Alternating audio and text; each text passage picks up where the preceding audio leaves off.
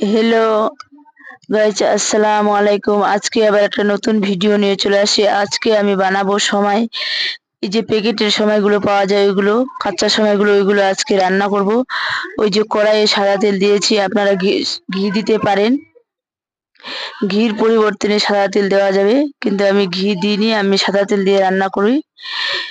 এই যে সময়গুলো একটু ভেজে নিচ্ছি, একটু কালারটা চেঞ্জ হয়ে গেলে এটা আবার তুলে নেব। এই যে উল্টে পাল্টে একটু করে ভেজে নিচ্ছি, কালারটা চেঞ্জ হয়ে গেলে এটা তুলে নিব।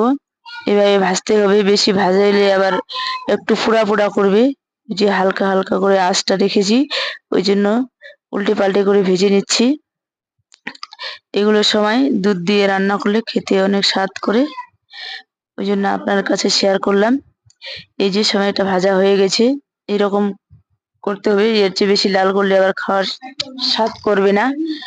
ওই জন্য এই যে কড়াইয়ে একটু জল দিয়ে দিলাম, আর দিয়ে দিলাম পরিমাণ মতো দুধ, আর এর মধ্যে দিয়ে দিলাম লং আর ডাল দিয়ে দিলাম, দিয়ে তেজপাতাগুলো দিয়ে দিব, তেজপাতা দিয়ে দিলাম, দিয়ে এর মধ্যে দিয়ে দিব চিনি পরিমাণ মতো। চিনিটা একটু কেউ কম খায়, কেউ বেশি খায়, যাদের সুগার আছে তারা তো কম খায়, ওই জন্য চিনিটা একটু পরিমাণ মতো দিয়ে দিলাম, দিয়ে উপর থেকে সময়গুলো ছাড়িয়ে দিলাম, হাত দিয়ে দিয়ে দিলাম, দিয়ে একটু নেড়ে চেড়ে বলক উঠলে এইভাবে নামিয়ে নিব।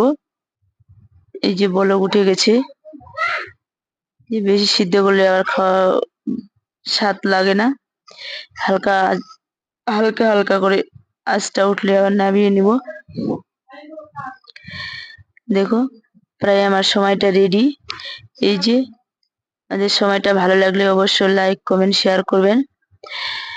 আমার পাশে থাকার জন্য অনেক অনেক ধন্যবাদ। Bye bye.